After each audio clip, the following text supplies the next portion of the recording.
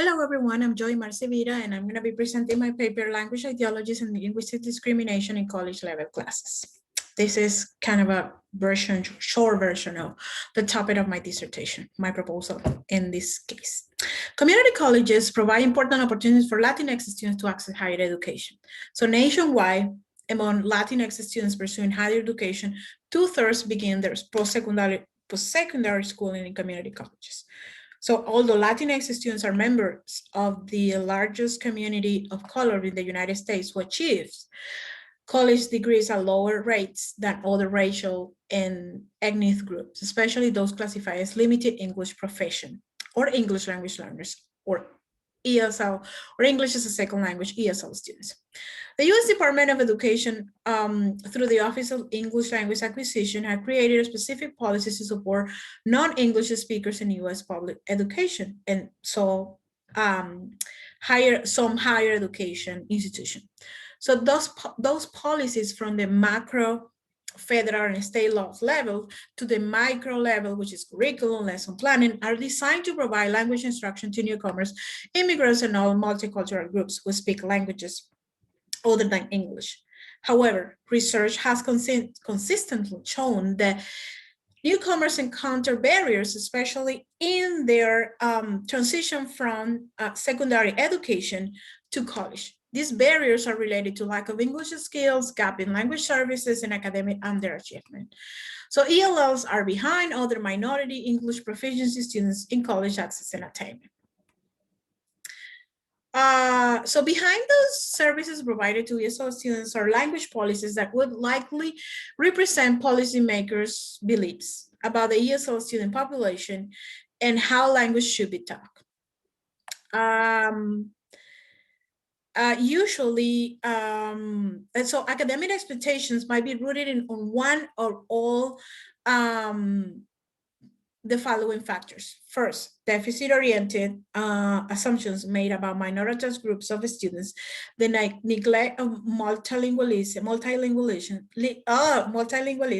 the privilege given to English and native speakerism in English-only educational spaces. So usually, people or instructors or institutions have certain assumptions, and according to those assumptions, they create expectation on a student's future performance and academic achievement. So expectation rooted in native speakerism, which is the stereotypical beliefs of native speakers being more competent, are usually centered on whiteness, which means if you are white and you speak English, that's the standard, and that's what everybody should speak.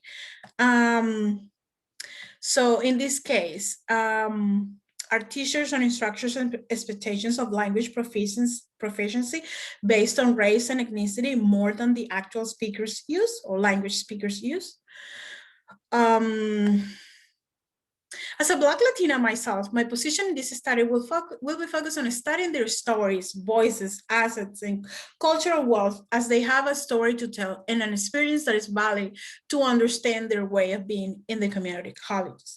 So I have a position myself as a teacher, as a former ESL teacher, former Spanish teacher. I'm also a researcher, and all those identities that I already have in positions are going to be intertwined when it comes to being in this research. So if ESL students internalize those limitations based on their language proficiency, their college aspirations and academic performance might be affected.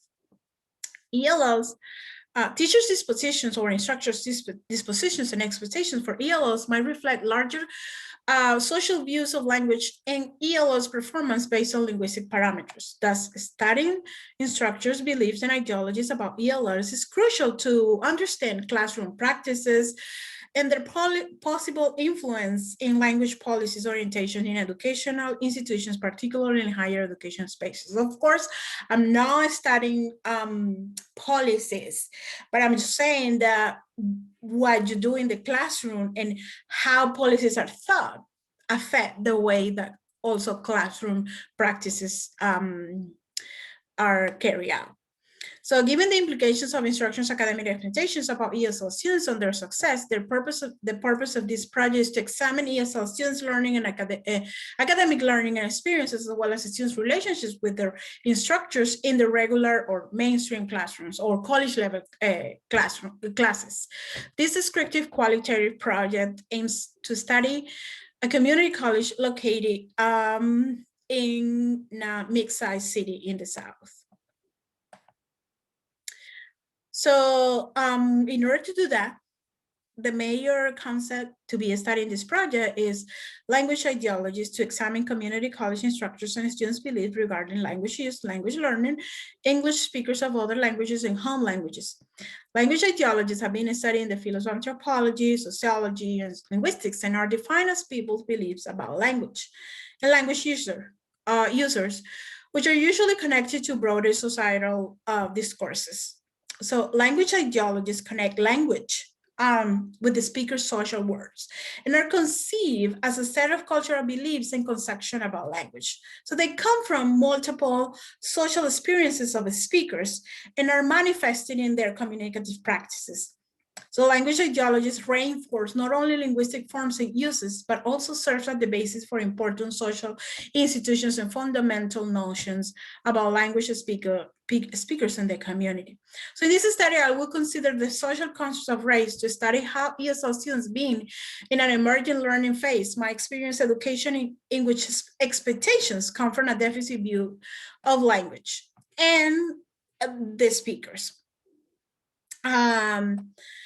So I think the intersection of language and race here is crucial to understand and examine how much of the ESL students' learning experiences are shaped by their classification as a racially minoritized group, whose language skill might be different than those of the dominant groups. So ELLs might get linguistically and racially profiled because of their lack of English skills and not being competent in either language. That sense of languagelessness is being studied by Flores and Rosa, and it is attached to racial linguistics ideologies in which a deficit perspective is instilled by the white listening subject that would judge ESL students' language skills with pre-existing ideas of competence or incompetence in the language. So it's not about the speaker, but the listener. This study is using a descriptive qualitative approach to inquiry, in which researchers approach on a real research problem by digging into the meaning that individuals and groups gives to this phenomenon. So through an inductive process, I will examine instructional language ideologies about ESL students and how those ideologies shape their interaction and relationship with ESL students who are taking developmental as well as college level classes in a community college. So the participants are going to be students or ESL students who are Latinx students, but I'm also considering adding some other students that depending on the population that the community college is going to have this semester and next semester. So I'm thinking I'm going to work with about 15 students maybe, and 6 to 10 instructors. I'm not sure yet because it depends on how many classes these students are taking and how many classes were offered in the during this year. So I'm going to be working with focus group, interviews, and observations and artifacts. Focus group is going to be more like building community rapport strategy to kind of get to know the students and maybe allow them to feel more comfortable by, talking to their peers about the experiences that they have of being a ESL students in community college and in related to the classes and instructors that they are having during this semester. So interviews will give me the opportunities to gain like a deeper insight into students' experiences in the regular classrooms. And with instructors, this interview will provide insights about their ideologies and beliefs in relation to ESL students. The study of those ideologies will offer information about racial and linguistic stereotypes, so ESL students, as well as the possible accommodations, if they have any accommodation for ESL students in their classrooms. So observations, I'm planning to observe classes, online or face-to-face classes, just to look at the interactions between instructors and students, and to also look at like how are students interacting in the class with in general, participating or engaging in classes. And I want to also collect some artifacts like maybe homework assignments or lesson plans or teaching materials or any other resource that instructors are kind of providing to ESL students or their classes in general, to see what kind of like, if there any accommodation or if there is anything in particular they are doing to make language more accessible for ESL students, if that is the case. So finally, this study attempts to engage in the current scholarship of language and race to look at the beliefs surrounding ESL students as a matter of cultural and social structures that might possibly perpetuate deficit-oriented perspectives of the student population. So usually research in community colleges is also limited in terms of instructor and student relationship and interactions, and in and outside the classrooms. There is research on, of course, teacher-student interactions, but when it comes to ESL students, kind of limited, and especially in community college spaces. So I intend to contribute to the study of ELL's academic experience in higher education from both instructors and students' perspectives. So this was all. Thank you very much. We're going to have a Q&A session. And my turn is going to be on 11:35. And the Zoom link is going to be provided in the conference website. So hope to see people in my Q&A session. Thank you and bye.